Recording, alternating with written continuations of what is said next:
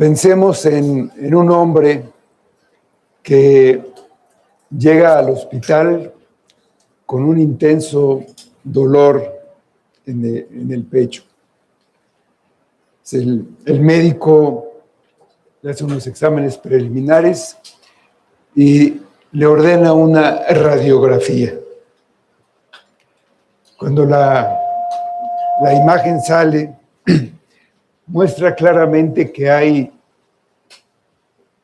varios puntitos. Le dices, estos son tumores. Y bueno, la radiografía es útil porque revela que hay un problema. Ahí se ve que hay un problema, pero la radiografía no puede hacer nada más que eso, mostrar que ahí hay algo que no debería estar.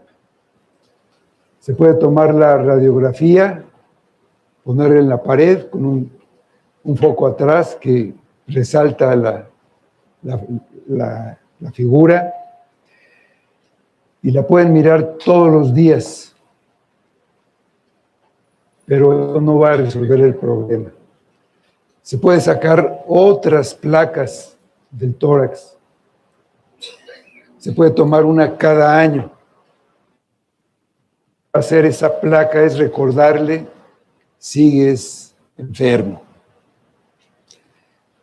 La ley y los sacrificios son esa radiografía espiritual. Cada vez que el sacerdote hacía un sacrificio, era como tomar esa imagen que revelaba, aquí hay pecado. La sangre que derramaban de los sacrificios de los animales no podía curar.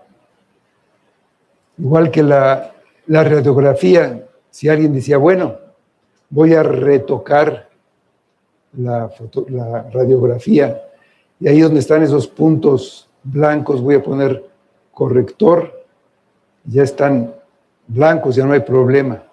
Pues evidentemente que no, ¿verdad? No hay cura arreglando la radiografía. Se necesita un cirujano. Así eran los sacrificios. El pueblo no necesitaba esas radiografías, necesitaba alguien que en realidad viniera a arreglar el problema del pecado. Necesitaba a Cristo, no más radiografías, no más sacrificios. La ley tiene esa función, pero la ley es insuficiente. Dice en Hebreos 10, versículos 1 a 7.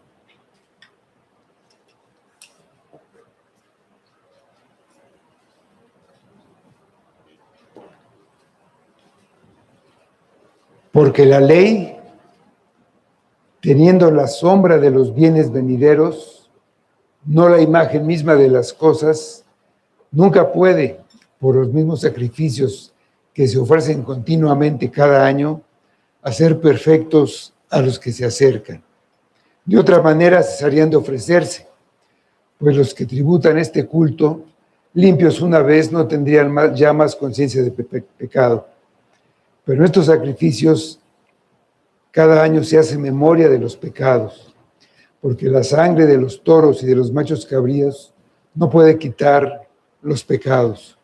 Por lo cual, entrando en el mundo, dice, sacrificios y ofrenda no quisiste, mas me preparaste cuerpo. Holocaustos y expiaciones por el pecado no te agradaron. Entonces dije, he aquí que vengo, oh Dios, para hacer tu voluntad, como en el rollo del libro está escrito de mí. Vamos a orar. Amado Padre, ayúdanos por medio de tu palabra Sabemos de la insuficiencia de la ley o de cualquier cosa que nosotros hagamos. Y reconocemos nuestra dependencia y necesidad imperiosa de Cristo y de su obra en nosotros.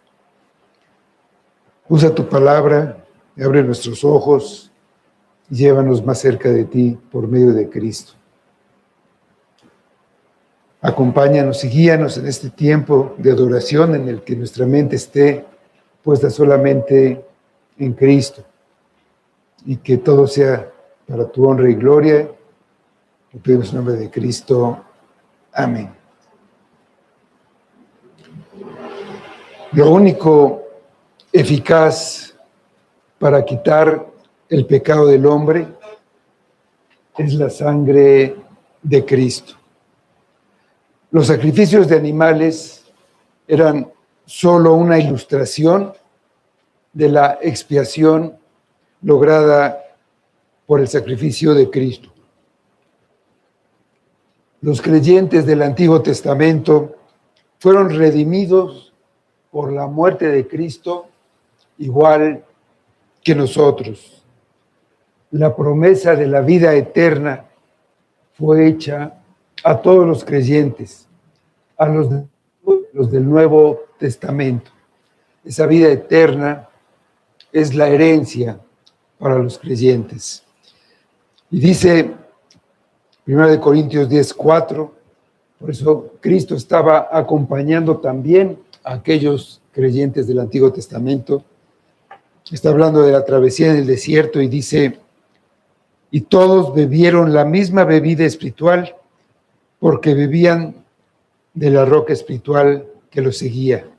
Y la roca era Cristo. O sea, esa herencia que es la vida eterna. Donde hay un testamento, el testador debe morir para que el testamento tenga efecto. Los herederos no pueden reclamar nada antes de ese momento. Todo lo que Cristo ha dado por herencia a todos los creyentes no puede ser realmente del creyente hasta que por la muerte de Cristo, que él con eso cumple todos los requisitos de ley y de la justicia, pueda ser efectivo. Los testamentos o pactos, tanto del Antiguo como del Nuevo Testamento, fueron ratificados, fueron confirmados, fueron sellados con sangre.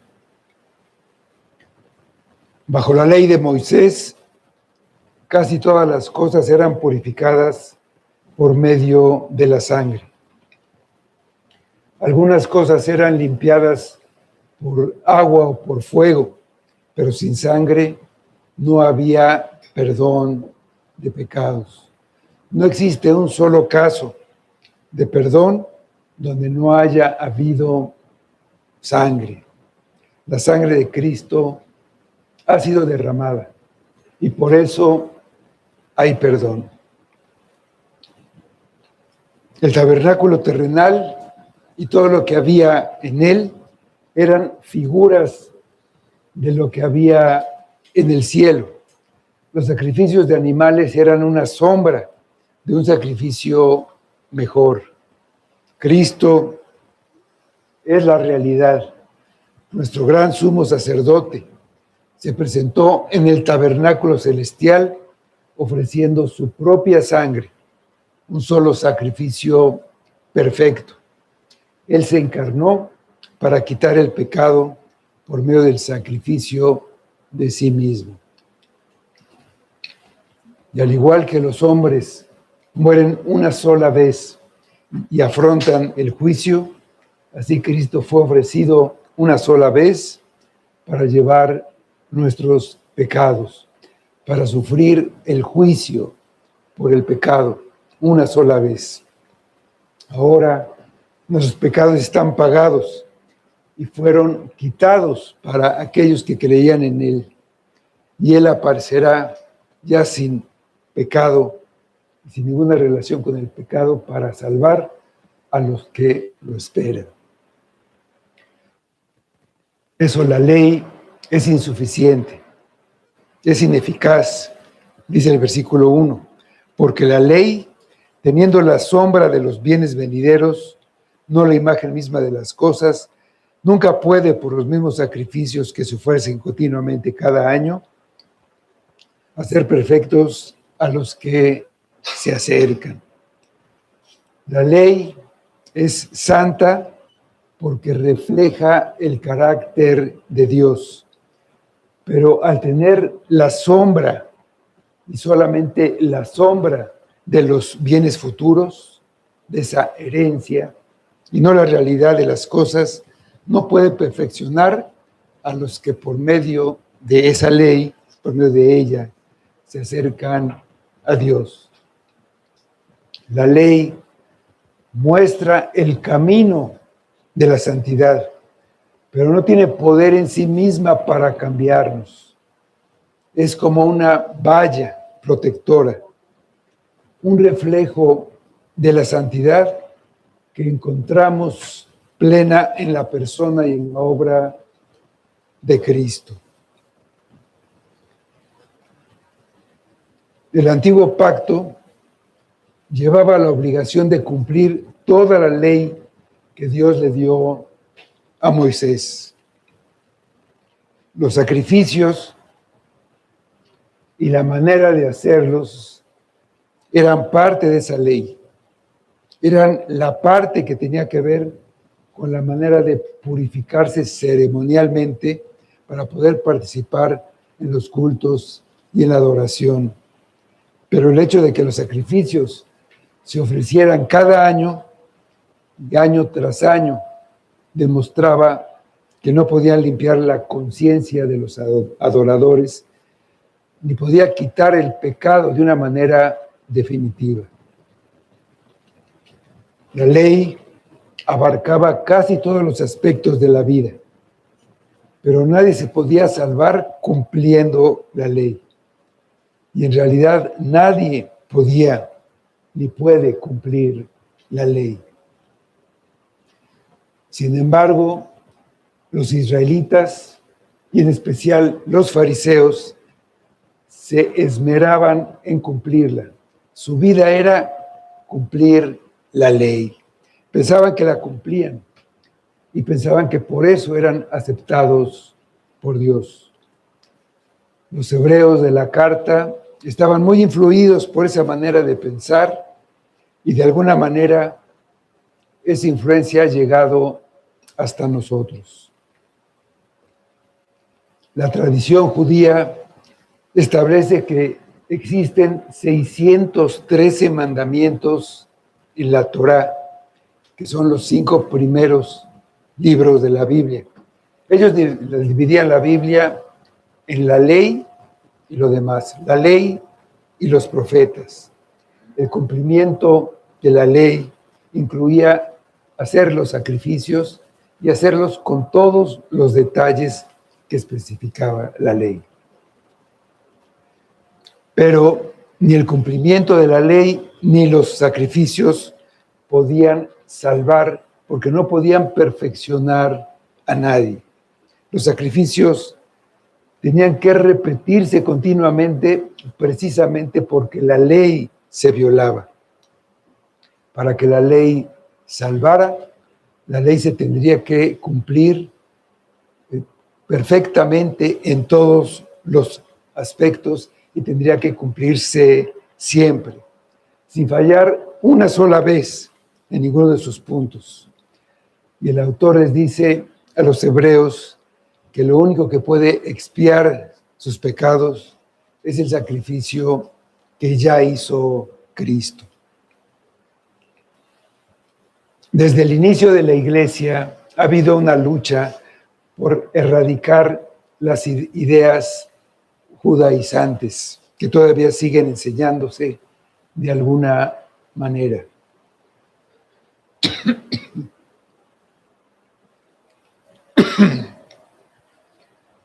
Hay dos extremos opuestos que son igualmente peligrosos, porque logran quitar la atención de Cristo y ponerla en acciones humanas.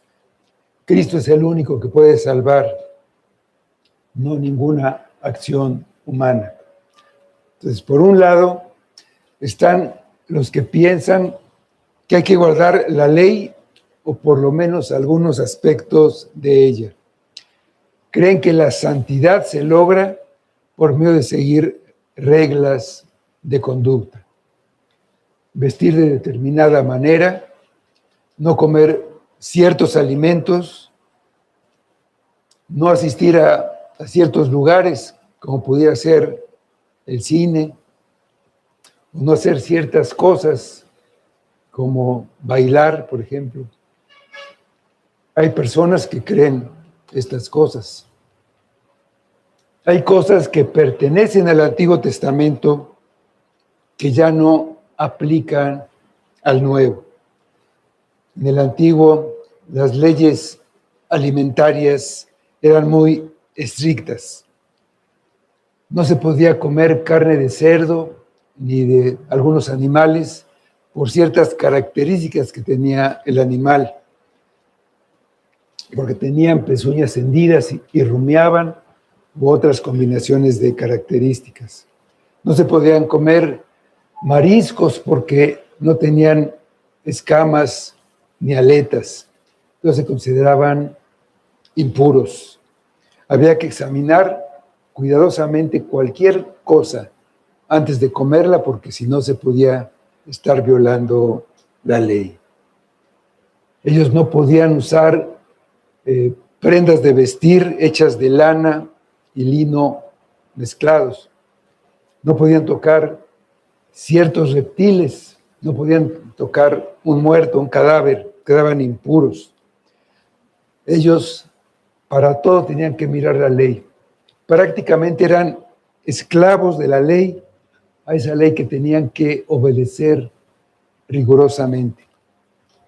Cristo nos libra de la esclavitud de la ley, nos hace libres de esa esclavitud, pero para que podamos hacer lo bueno, para que podamos hacer buenas obras, para que podamos obedecer sus mandamientos y no los mandamientos del pecado. En eso consiste la libertad que Cristo nos da. Dice Gálatas 5:1. Estad pues firmes en la libertad con que Cristo nos hizo libres. No estéis otra vez sujetos al yugo de esclavitud. Y Gálatas 5:13, porque vosotros, hermanos, a libertad fuisteis llamados, solamente que no uséis la libertad como ocasión para la carne, sino servíos por amor los unos a los otros. Entonces, un cristiano bajo el nuevo pacto está bajo ese nuevo pacto y no se contamina por tocar o por comer algo. Jesús dijo que lo que contamina al hombre no es lo que entra en el hombre, sino lo que sale de su corazón. No contamina comer, ni comer sin lavarse las manos, o comer algún alimento.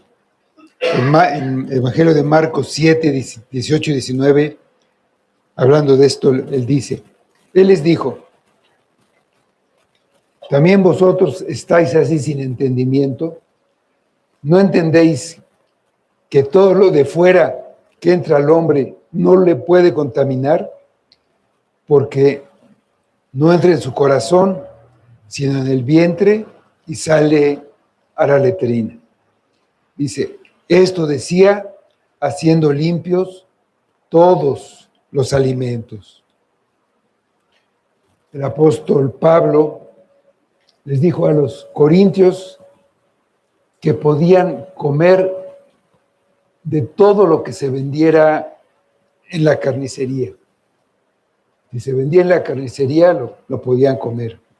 Y además, en 1 Corintios 10, 27, les dijo, si algún incrédulo os invita y queréis ir, De todo lo que se os ponga delante, comed, sin preguntar nada por motivos de conciencia.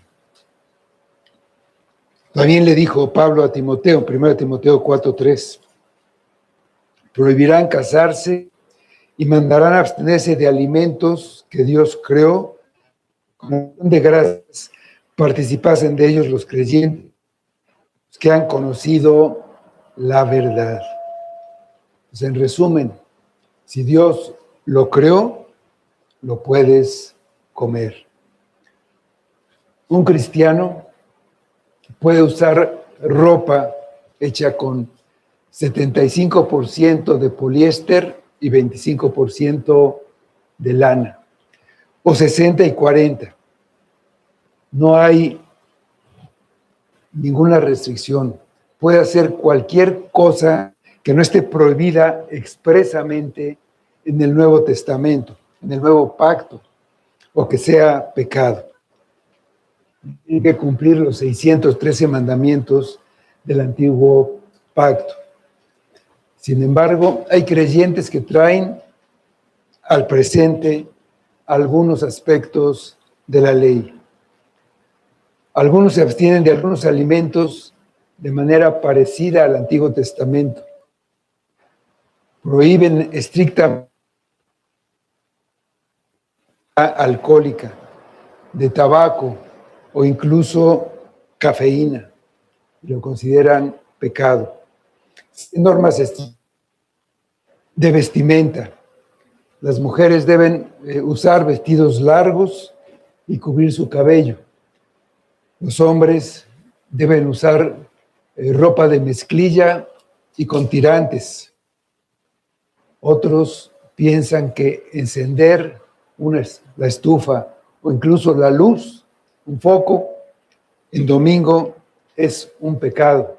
Eso porque hay un mandamiento del Antiguo Pacto, en Éxodo 35:3, que dice: no encenderéis fuego en ninguna de vuestras moradas en el día de reposo. A los que piensan así se les ha llamado legalistas. Quieren que otros adopten las mismas prácticas que ellos. Son celosos de que los demás las apliquen en sus vidas, pero sin mirarse ellos mismos. Los fariseos eran esencialmente legalistas. Le preguntaron a Jesús por qué sus discípulos comían sin las manos sin lavar, por qué no se lavaban las manos antes de comer, o por qué él comía con pecadores, publicanos, por qué se juntaba con ellos, podía contaminar, o por qué sus discípulos arrancaban espigas en el día de reposo. Y ellos no miraban su propio pecado. Querer ser justificados por sacrificios de animales o por estar circuncidado es entrar en el legalismo, que es la aplicación estricta y literal de leyes o normas, poniendo la obra externa sobre la intención y sin considerar ninguna circunstancia que pueda atenuar o cambiar los hechos. Es confiar en el cumplimiento de las reglas para la salvación, en lugar de confiar en la gracia.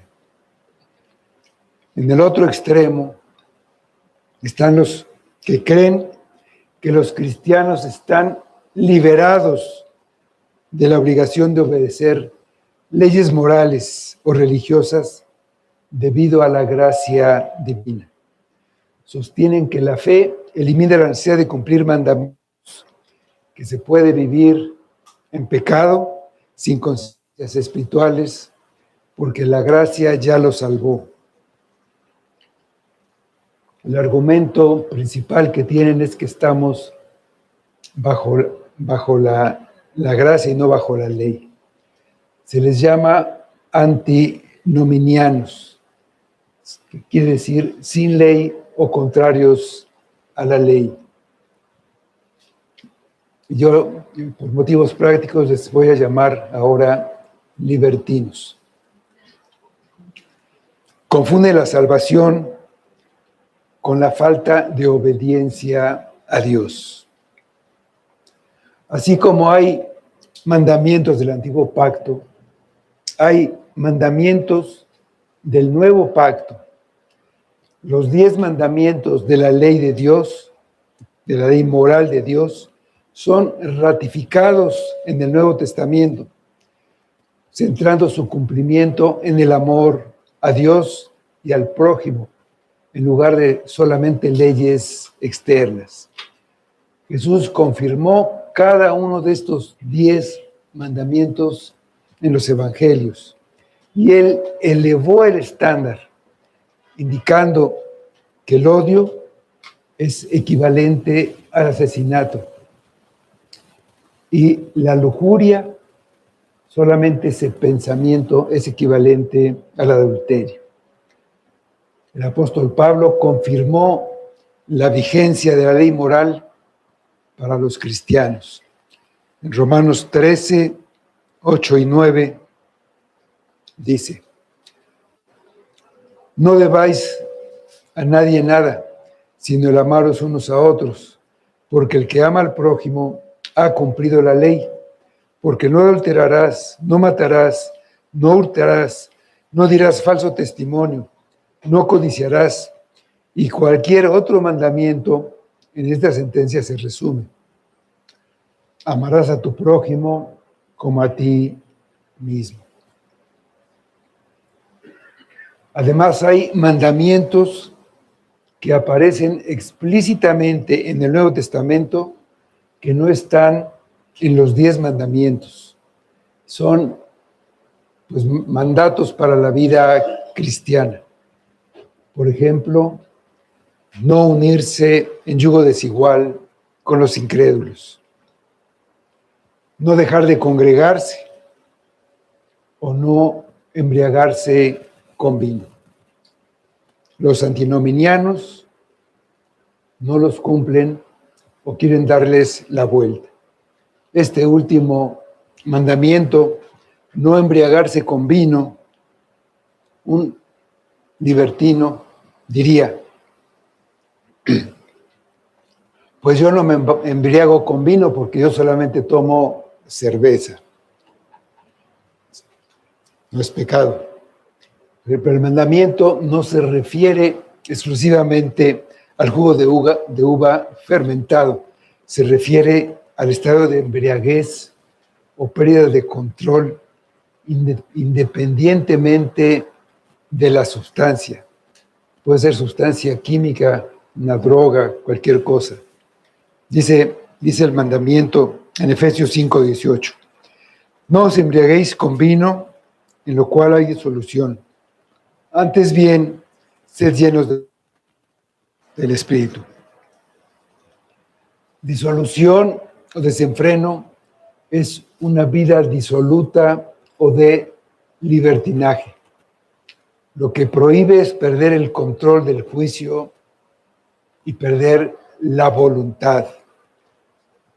Cuando alguien se embriaga, pierde su voluntad, ya hace cosas que no quiere hacer. El mandamiento no es una prohibición absoluta de beber vino. Jesús mismo bebió vino. Es una prohibición de dejar que una sustancia, cualquiera que sea, controle las acciones. El contraste que hace Pablo es: no te dejes controlar por el alcohol, déjate controlar por el Espíritu Santo. El que necesita alcohol para relajarse, para sentirse bien, para poder dormir o para estar a gusto, depende del alcohol. El alcohol lo controla. Emborracharse es un pecado. Y emborracharse consuetudinariamente es un pecado que condena. Dice 1 Corintios 6:10. Ni los ladrones, ni los avaros, ni los borrachos, ni los maldicientes, ni los estafadores heredarán el reino de Dios. Entonces, todos nosotros tenemos dentro a un legalista y a un libertino. Pintaban antes una caricatura con un angelito de un lado y el diablo del otro que aconsejaba a las personas. Pero la realidad es que es un legalista y un libertino.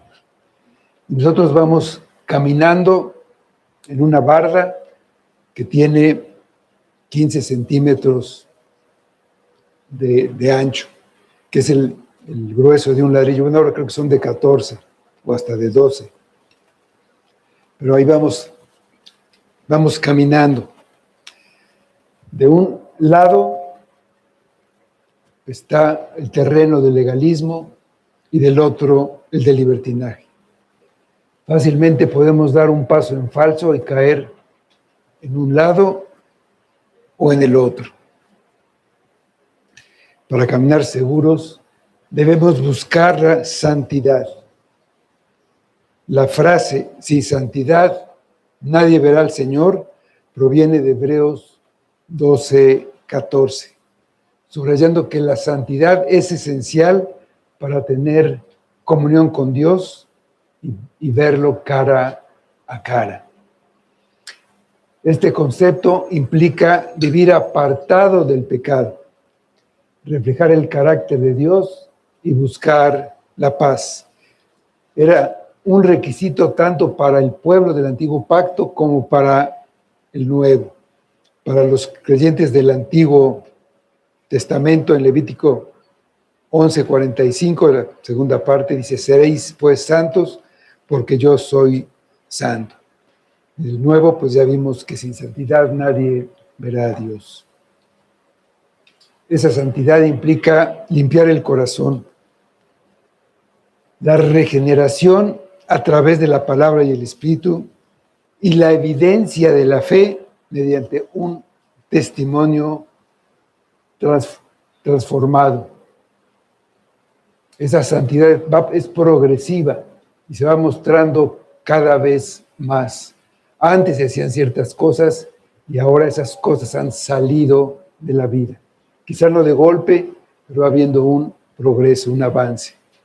La santidad se logra a través de una relación correcta con Dios, arrepintiéndose de los pecados, que es dejándolos, empezando a caminar en dirección contraria y aceptando la salvación, lo que lleva a un cambio de vida que se refleja justicia. No se necesita guardar la ley, pero sí obedecer la ley de Cristo. Se necesita de Jesucristo como nuestro gran sumo sacerdote, que venga y limpie nuestro corazón y nuestra conciencia y nos purifique. Jesucristo nos dio un mandamiento que debe guiarnos en todos los aspectos de nuestra vida. Evangelio de Juan 13:34.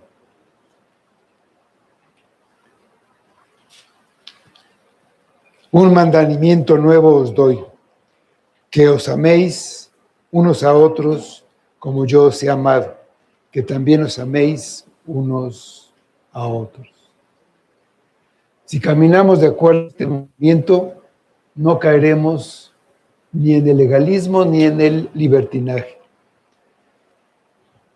No voy a hacer algo que haga tropezar a mi hermano o algo que lo dañe porque lo amo. Entonces lo voy a poner antes que yo, antes que mis derechos, antes que mis conveniencias o mis deseos. Con respecto a la comida, Pablo dice que él renuncia a su derecho de comer carne si hacerlo puede hacer tropezar o caer a su hermano. 1 Corintios 8:13. Por lo cual, si la comida le es a mi hermano ocasión de caer, no comeré carne jamás para no poner tropiezo a mi hermano. Pecado con el que constantemente luchan los hombres. Ese pecado es la lujuria. Una mujer debe cuidar de no hacer tropezar a sus hermanos con su manera de vestir. Renuncia a su libertad y se viste con prudencia. Una mujer casada, pues tiene ahí un filtro, que es su marido, el que le debe decir si algo es apropiado o no es adecuado. Y puede estar bien para otras circunstancias, pero no para la iglesia, porque si no hace pecar, puede por lo menos distraer, y aunque no sea la intención, ni esté pensando en eso. Las mujeres también luchan con la lujuria, manifestada a través de fantasías románticas, el deseo de validación emocional o tentación de compararse con otras mujeres en términos de apariencia física y querer desear tener un cuerpo diferente, un cuerpo, pues según criterios humanos, más atractivo, más llamativo. La salvación es por gracia, no por tu conducta. No es por los sacrificios que hagas, que son una sombra del perfecto sacrificio de Cristo. No es por ninguna de tus obras. Fuiste elegido por Cristo desde antes de la fundación del mundo y salvado por gracia, no por ninguna de tus obras. Así que no puedes gloriarte.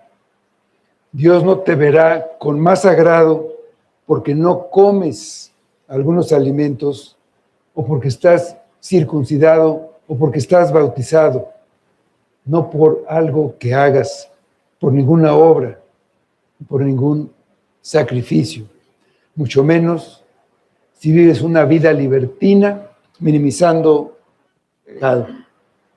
Para acercarte a Dios necesitas de Cristo. No ha sido justificado el que está confiando su justificación en sacrificios, en sus buenas obras o en el cumplimiento de reglas. Todas son cosas externas, obras humanas, y no solamente en Cristo. Deja de confiar en los rituales repetitivos y en tu propia capacidad de limpiarte a ti mismo. La ley hizo su trabajo, te mostró la radiografía de tu corazón y ahí estás viendo que tú no puedes salvarte. Ahora deja de mirar a la sombra y mira a aquel que proyecta la luz. Cristo vino a hacer lo que la religión no pudo. No solo recordar tu pecado, sino quitarlo. Porque tienes que recordarlo para poder arrepentirte. Hoy el cirujano está aquí. No nos ofrece un nuevo rito, nos ofrece su propio cuerpo. Del otro lado, no ha sido regenerado el que vive como quiere, sin tener en cuenta los mandamientos de Dios, alegando que los que lo confrontan pues son fariseos, o justificándolo con argumentos. Bueno, para mí eso no es pecado. Está actuando como si fuera más sabio, más santo y más justo que aquel que dio el mandamiento. Fácilmente podemos caer en alguno de los dos lados. En ese caso, debemos arrepentirnos, corregir bíblicamente nuestra conciencia y nuestra conducta y empezar a caminar rectamente. La ley es insuficiente. es solamente un recordatorio del pecado. Es en los versículos 2 a 4. De otra manera, cesarían de ofrecerse, pues los que tributan este culto, limpios una vez, no tendrían ya más conciencia del pecado. Pero en estos sacrificios, cada año, se hace memoria de los pecados, porque la sangre de los toros y de los machos cabríos no puede quitar los pecados. Un sacrificio eficaz debería quitar el sentimiento de culpa.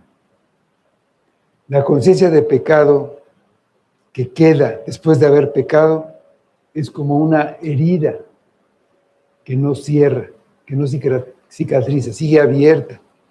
David dijo, mi pecado está siempre delante de mí. Y él habla de una liberación y de gozo, pero para él, que era un creyente del antiguo pacto, esa liberación era futura. El cristiano está consciente de su propio pecado, pero sabe que ya fue perdonado por el sacrificio de Cristo. El sacrificio de expiación que se hacía cada año no borraba los pecados pasados, los traía al presente. Ese día se recordaban todos los pecados cometidos durante el año. Era un recordatorio de que la deuda seguía vigente y empezaba a contar para el siguiente año. La sangre de animales, de toros, de machos cabríos, purificaban lo externo, la carne. La sangre de Cristo, el cual mediante el Espíritu externo se ofreció a sí mismo, sin mancha, delante de Dios, limpia las conciencias, limpia lo interno. Es imposible que la sangre de un animal de una naturaleza inferior a la del hombre pueda traer perdón a la ofensa a Dios que hizo un hombre, que es un ser moral. Solamente Cristo, que es Dios y es hombre, pagando con su vida, puede quitar esa ofensa. Solo eso puede satisfacer la ira de Dios y purificar al hombre. Por eso su sangre es un sacrificio eficaz. Y Cristo lo hizo. Hizo por una obediencia voluntaria. Dice los versículos 5 a 7. Por lo cual, entrando en el mundo, dice, sacrificio y ofrenda no quisiste, mas me preparaste cuerpo. Holocaustos y expiaciones por el pecado no te agradaron. Entonces dije, he aquí, vengo, oh Dios, para hacer tu voluntad. Como en el rollo del libro está escrito de mí. El autor está citando el Salmo 40, los versículos 6 a 8, que dice, sacrificio y ofrenda no te agrada, has abierto mis ojos, mis oídos, holocausto y expiación no has demandado. Entonces dije, he aquí vengo, en el rollo del libro está escrito de mí, el hacer tu voluntad, Dios mío, me ha agradado, y tu ley está en medio de mi corazón. Pues este salmo es una profecía de David acerca de Jesucristo, que declara insuficiente los sacrificios del antiguo pacto, fueran holocaustos o fueran expiaciones, cualquiera que fuera. Y Cristo declaró su voluntad de ofrecer un sacrificio perfecto bajo el nuevo pacto. Los animales eran llevados al altar para ser sacrificados.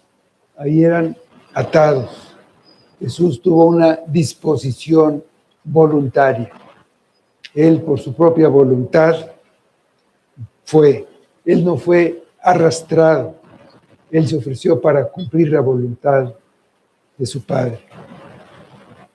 Dios nunca quiso los sacrificios por los sacrificios mismos, los holocaustos, sin obediencia, le desagradaban profundamente. Primero de Samuel 15:22. Y Samuel dijo: se complace Jehová tanto en los holocaustos y víctimas con que se obedezca la palabra de Jehová. Ciertamente el obedecer es mejor que los sacrificios y el prestar atención que la grosura de los carneros. Lo que agrada a Dios solo puede venir a través de su Hijo encarnado, de su Hijo hecho hombre, con la misma naturaleza de nosotros, de un ser humano que pecó. El sacrificio perfecto fue Jesucristo, al hacer la voluntad de Dios y hacerlo de una manera perfecta. Él llevó una vida impecable. Fue delante de Dios un hombre sin falla, sin ningún defecto. Fue ante Dios la justicia perfecta. Y por esa justicia podía representar y cubrir el pecado del hombre pecador.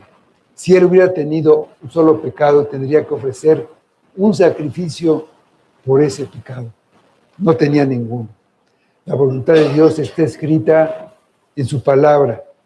Y desde el inicio, desde Génesis, se va cumpliendo el plan de Dios de redención del hombre a través del sacrificio de un sustituto, del que los sacrificios del antiguo pacto eran sombra y Jesucristo es la realidad. La única razón por la que el hombre es aceptado por Dios es Jesucristo. Nadie es aceptado a menos que venga delante de Él en la perfección de la justicia y el sacrificio perfecto por sus pecados. Y la única justicia y el único sacrificio perfecto por los pecados es el propio Hijo de Dios, el Señor Jesucristo. No se necesita de sacrificios repetidos por su parte. Dios ya aceptó el sacrificio de su Hijo. Descansa hoy en la realidad de Jesús y deja atrás la sombra del esfuerzo humano. Jesucristo es el cirujano que efectivamente puede quitar el tumor de pecado que tienes dentro de ti. Y ya no se necesitan entonces más radiografías. La radiografía, que es la ley, solo reveló tu tumor. Ven a Cristo, confía solo en Cristo y en nada más, para que así puedas acercarte a Dios.